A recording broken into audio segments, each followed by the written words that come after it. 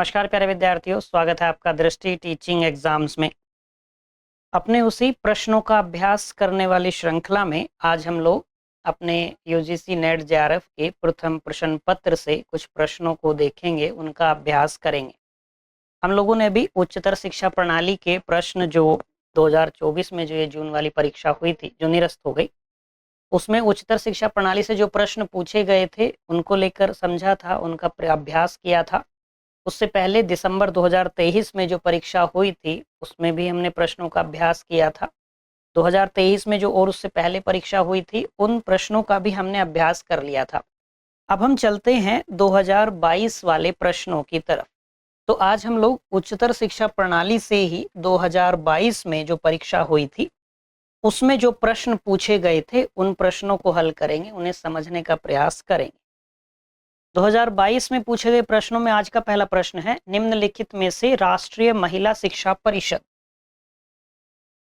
द्वारा 1962 में नियुक्त की गई उस समिति का अध्यक्ष कौन था जिसे शिक्षा के सभी चरणों में लड़कों और लड़कियों की पाठ्यचर्या के विभेदन की जांच करने के लिए कहा गया था। आपको याद आना चाहिए कि हमने कक्षा में जो शिक्षा को लेकर विभिन्न आयोग और समितियां बनी थी उनको लेकर पढ़ा था। आज़ादी से पहले जो बने थे और आज़ादी के बाद जो विभिन्न आयोग और समितियां बनी थे उनके बारे में पढ़ा था। उन सभी की अनुशंसाओं को लेकर हमने पढ़ा है। अब स्पष्ट रूप से हमको ये समय दिया गया है, तो यानी कि हमसे आज़ादी के बाद जो विभिन्न आयोग और समितियां बने थे शिक्षा को लेकर उनसे संबंधित प्रश्न पूछा गया था। अब इसमें इसने कुछ विशेष बात कही, एक तो ये समय, दूसरा है लड़कों और लड़कियों की पाठ्यचर्या के विभेदन की जांच करने के लिए कहा गया था। उस समिति का नाम भी उसकी अध्यक्षा के नाम पर ही था। अब विकल्प देखें, भक्त वत्सलम समिति जो चेन्नई के मद्रास के उस समय सीएम हुआ करते थे, हंसा मेहता, दुर्गाबाई देशमुख तो देशमुख समिति थी, मार्गरेट कजिन्स। आप ये देखेंगे तो इन सारे विकल्पों के बारे में आपने कक्षा में पढ़ा है। केवल इस विकल्प को छोड़ दीजिए तो बाकी सब के बारे में हमने कक्षा में बात की है जब हम शिक्षा से जुड़े विभिन्न आयोग समितियां पढ़ रहे थे उस समय। तो यदि इस बिंदु को देखा जाए, और मैंने आपसे उस समय भी कहा था कि जब आप रिवाइज करेंगे, अपने नोट्स को वापस से पढ़ेंगे, तो दो समितियां हमेशा एक साथ रिवाइज करना, एक हंसा मेहता समिति, एक दुर्गाबाई देशमुख समिति जो थी, है ना, इन दोनों को एक साथ पढ़ना, क्योंकि कोएड वाला बिंदु इनमें आया था। एक ने प्रारंभिक स्तर पर बात की थी, दूसरे ने माध्यमिक स्तर पर बात की थी। बात ध्यान आएगी यहाँ तक की। तो जिसने लड़के और लड़कियों की लिंग भेद के आधार पर, आप ये कह लीजिए कि पाठ्यचर्या के विभेद को लेकर जिसको जांच करने को कहा गया, वो थी हंसा मेहता समिति। अध्यक्षा कौन थी उसकी? हंसा मेहता अध्यक्षा थी। उन्होंने इस समिति की अध्यक्षता की थी। बात समझ आ गई यहाँ तक कि कोएड वाला बिंदु भी हमने कक्षा में बात की है। तो आप एक बार रिवाइज कर लेंगे अपने नोट्स, यदि याद नहीं आता है तो।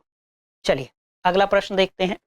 राष्ट्रीय शिक्षा नीति 2020 का विचार है कि सभी उच्चतर शिक्षा संस्थानों को प्रोत्साहन, समर्थन और विश्वसनीय परामर्श दिया जाएगा और वे सभी स्वायत्त बनने का लक्ष्य रखेंगे और निम्नलिखित वर्ष तक एक सशक्त शासी बोर्ड बीओजी का गठन करेंगे। वो समय कौन सा है?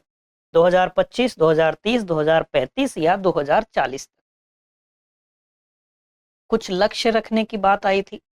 इसमें कुछ लक्ष्य हैं, जैसे एक तो ये है कि जो कॉलेज हैं वो सब दक्ष हो जाएंगे, इंफ्रा को लेकर भी अपने आप को पूर्ण सक्षम बना लेंगे गुणवत्ता के स्तर पर, उपकरणों के मामले में अपनी अधोसंरचना के आधार पर। एक तो ये था, एक बीओजी वाला लक्ष्य था। एक लक्ष्य रखा गया है कि हम जीईआर उच्चतर शिक्षा में 50% कर लेंगे।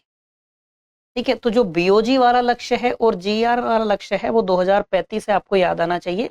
जो कॉलेज के संदर्भ में था वो 2040 तक था, बात की है हमने।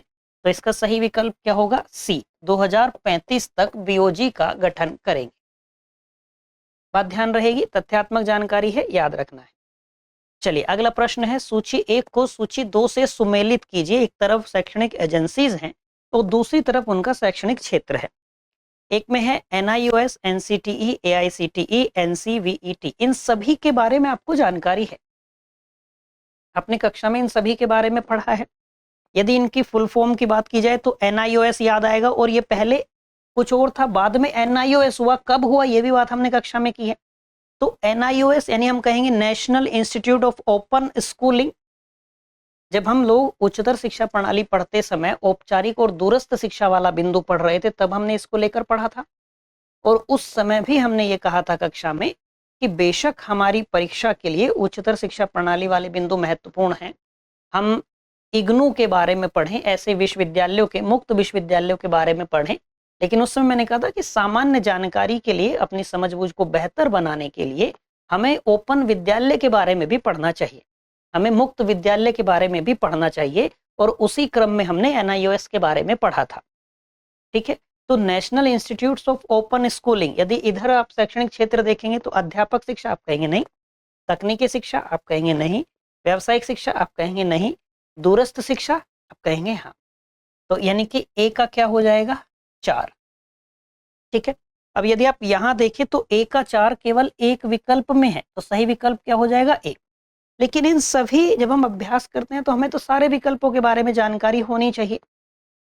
NCTE की फुल फॉर्म आपको याद आएगी, national council for teacher education. अब जब ये टीचर एजुकेशन की बात करें तो इसका शैक्षणिक क्षेत्र क्या हो जाएगा, टीचर एजुकेशन, अध्यापक शिक्षा, यानी कि बी का क्या हो जाएगा 1, बी का 1। AICTE जब हम पढ़ रहे थे उस समय भी मैंने आपको फुल फॉर्म बताई थी, उस समय भी हमने ये बात की थी कि महत्वपूर्ण है भारत में। जब हम लोग बात कर रहे थे तकनीकी शिक्षा व्यवस्था को लेकर, उस समय हमने इसको लेकर बात की थी। तो आपको याद आएगा कि all India council for technical education, तकनीकी शिक्षा, तो उसका शैक्षणिक क्षेत्र क्या हो जाएगा, टेक्निकल एजुकेशन, कहिए तकनीकी शिक्षा।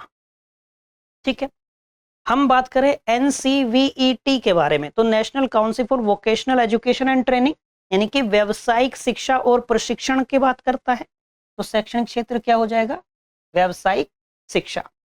ठीक है, तो सही विकल्प इसका क्या होगा ए का 4 है, बी का 1 है, सी का 2 है और डी का 3 है। बात आसानी से समझ में आ गई होगी, सारे विकल्पों के बारे में आपको जानकारी है। चलिए अगला प्रश्न देखते हैं। ये नई एजुकेशन पॉलिसी राष्ट्रीय शिक्षा नीति 2020 के अनुसार देश में शोध हेतु सभी निधि प्रदाता एजेंसियों जो भी निधि देती हैं उनका एक निकाय राष्ट्रीय शोध प्रतिष्ठान NRF में विलय कर दिया जाएगा। आप यदि अपने नोट्स उठाकर देखेंगे तो हमने राष्ट्रीय शिक्षा नीति को लेकर बहुत विस्तार से बात की है। हमने जितनी चीजें उसमें महत्वपूर्ण है हमारी परीक्षा के लिए सबको लेकर बात की है, लेकिन हमने कहीं भी ये बात तो नहीं की कि जितनी भी निधि प्रदाता एजेंसी है उनका सबका NRF में विलय कर दिया जाएगा। NRF में विलय करने की बात तो हमने नहीं की है, ना पढ़ा है, तो ऐसा कुछ नहीं, ये तो गलत हो गया। दूसरा कथन क्या कहता है, NRF का मुख्य उद्देश्य हमारे देश में गुणवत्तापूर्ण शोध को उत्प्रेरित करना है, प्रोत्साहित करना है, बल देना है, आगे बढ़ाना है। तो ये बात एकदम ठीक है कि हाँ, राष्ट्रीय शोध प्रतिष्ठान का मुख्य उद्देश्य हमारे देश में गुणवत्तापूर्ण अनुसंधान को उत्प्रेरित करना है, बढ़ावा देना है, प्रोत्साहित करना है। यानी कि पहला गलत है और दूसरा सही है। सही विकल्प आपका क्या हो जाएगा डी। सही विकल्प क्या हो जाएगा इस प्रश्न का डी। आज का अंतिम प्रश्न देख लेते हैं। निम्नलिखित में से महिला शिक्षा पर बल देने वाली या वाले किस समिति या आयोग ने कहा था कि महिलाओं और पुरुषों की शिक्षा में अनेक तत्व समान होने चाहिए, लेकिन सभी मामलों में सामान्य रूप से समरूप नहीं होने चाहिए, जैसा कि वर्तमान में हो रहा है। किस आयोग या समिति ने कहा था? कस्तूरी रंगन समिति, राधाकृष्णन आयोग, आनंद कृष्णन समिति या कोठारी आयोग? आपको ये ध्यान आना चाहिए कि हम जब उच्चतर शिक्षा प्रणाली को पढ़ रहे थे तो हमने इस कथन को ही लिखा था। ये पूरा कथन हमारे नोट्स में लिखा हुआ है। पुस्तक में आप पढ़ेंगे, जो पुस्तक आपको मिली होगी उस पुस्तक में भी ये कथन आपको मिल जाएगा। ठीक है, संभवतः उस पुस्तक में भी कथन आपको मिलना चाहिए। और आजादी के बाद जो पहला आयोग बना था शिक्षा के क्षेत्र में, डॉक्टर सर्वपल्ली राधाकृष्णन की अध्यक्षता में, जिसको हम विश्वविद्यालय शिक्षा आयोग भी कहते हैं, जिसको अध्यक्ष के नाम पर राधाकृष्णन आयोग भी कहा जाता है, जहां से इस बार भी हमें प्रश्न देखने को मिला। लगभग बार जो शिक्षा से जुड़े आयोग और समितियां हैं वहां से प्रश्न देखने को मिलता ही है। हमने कक्षा में पढ़ते समय भी ये बात की थी कि बहुत महत्वपूर्ण बिंदु है, लगभग बार यहाँ से प्रश्न आपको देखने को मिलेगा। तो ये कथन ही किसका है? ये कथन की यदि बात की जाए तो राधाकृष्णन का ये कथन ही है। ठीक है, तो सही जवाब इसका क्या हो जाएगा? बी, राधाकृष्णन आयोग। बिंदु स्पष्ट हुआ? तो जो अक्टूबर 2022 में परीक्षा हुई थी, उसमें प्रथम प्रश्न पत्र में जो उच्चतर शिक्षा प्रणाली से ये 5 प्रश्नों को लेकर हमने देखा है, इन प्रश्नों को हमने हल किया है। मुझे उम्मीद है कि ये सारे प्रश्न आपको समझ में आए होंगे और आपने इन सारे प्रश्नों के सही विकल्प का चयन भी किया होगा। ठीक है? आज के लिए इतना ही रखते हैं। मिलते हैं आपसे किसी अगली क्लास में कुछ अगले प्रश्नों के साथ। Till then bye bye. Have a nice day.